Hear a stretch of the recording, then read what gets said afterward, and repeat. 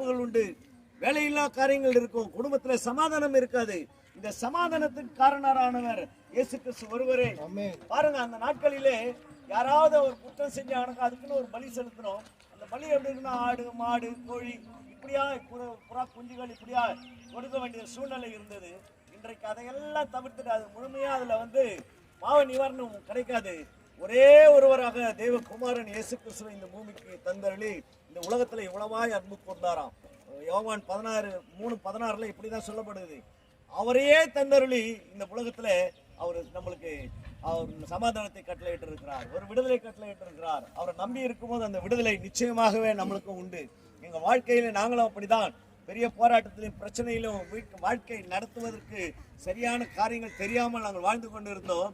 இப்படிப்பட்ட சுவிசேஷங்களை எங்களுக்கு பிரித்திருந்த போது, இந்த இயேசுவை எங்களுக்கு அறிவித்த போது, அவருடைய அன்பை நாங்கள் ருசி பார்த்த போது, அந்த அன்பிலே நாங்கள் கட்டப்பட்ட போது எங்களுக்குள்ள நன்மைகள் உண்டாயிருந்தது, மற்ற சிநேகம் உண்டாயிருந்தது. மற்றவர்கள் சிநேகிக்க எங்களுக்கு ஆண்டவர் அன்பை தந்தார். அந்த அன்பினாலே யார் குற்றம் பண்ணாலும், யார் எங்களுக்கு தவறு செய்தாலும் அவர்களுக்கு எல்லாம் நாங்கள் மன்னித்து, அவங்களுக்கு தெரியாமல் செய்கிறார்கள் என்று சொல்லி நாங்கள் எல்லாத்தையும் விட்டு அவர்களோட கூட சமாதானமாக இருந்து இன்றைக்கு நாங்கள் வாழ்ந்து கொண்டு இருக்கிறோம். எங்கள் வாழ்க்கையிலே தேவன் எங்களுக்கு கொடுத்த பெரிய சமாதானம் அதுதான்.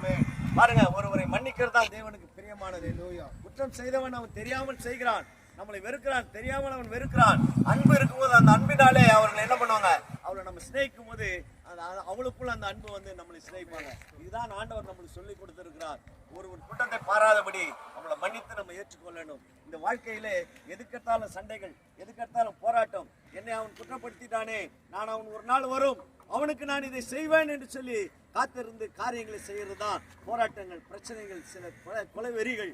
இப்படிப்பட்ட காரியங்கள் நடக்குதுன்னா அது இதனால தான். இந்த ஆண்டவர் சொல்லுகிறார், என் சமாதானத்தை உங்களுக்கு தருகிறேன், என் சமாதானத்தை உங்களுக்கு வைக்கிறேன். இந்த சமாதானம் இருந்தா எல்லாவற்றையும் நன்மையை பார்ப்போம். இந்த ஆண்டவர் இன்றைக்கு நீங்க இப்படிப்பட்ட சூழ்நிலைகளை இருப்பீங்கன்னு சொன்னா இந்த ஆண்டவர் இயேசு கிறிஸ்துவை நம்புங்க. அந்த ஆண்டவர் உங்களுக்கு சமாதானம் தருவார், உங்களை விடுதலை ஆக்குவார். இருளில் உள்ள ஜனங்கள் பெரிய வெளிச்சத்தை கண்டார்கள் என்று சொல்லப்பட்ட வார்த்தையின் பிரகாரமா வெளிச்சத்தை காண்பீர்கள். உலகத்தை நாம் நேசிக்காமல் தேவன் இயேசு கிறிஸ்து அன்பை நம்ம நேசிப்போம் என்று சொன்னா நம்ம வாழ்க்கையில எல்லாவற்றிலும் முன்னேற்றம் இருக்கும், எல்லாவற்றிலும் சமாதானம் இருக்கும், எல்லாவற்றிலும் சந்தோஷம் இருக்கும், நிறைவான ஆசீர்வாதங்களோட நம்ம இருப்போம். இந்த ஆண்டவர் இந்த உலகத்துல வந்தது பாவிகளை மன்னிக்கவே, பாவிகளுக்காக தன் ஜீவனை கொடுத்தார். அந்த ஜீவன் விலையேற பெற்றதா இருந்தபடினால்தான் இன்றைக்கு உங்களுக்கு முன்பாக அதை நாங்கள் சொல்லிக் கொண்டு இருக்கிறோம். எனக்கு அன்பார்ந்த சகோதரனே, இன்றைக்கு இப்படிப்பட்ட பிரச்சனைகள் நீங்க இருப்பீங்கன்னு சொன்னால் நாங்கள் சொல்வதை கேட்டு இந்த இயேசுவை நீங்க நம்புங்க. இந்த இயேசு உங்களை விடுதலையாக்குவார், இந்த இயேசு உங்களுக்கு சமாதானம் கொடுப்பார், சந்தோஷமான காரியங்களை செய்வார், நிறைவான ஆசீர்வாதங்களோடு கூட நீங்க இருப்பீங்க. கர்த்தர் உங்களை ஆசீர்வதிப்பாராக. ஆமென். ஹல்லேலூயா.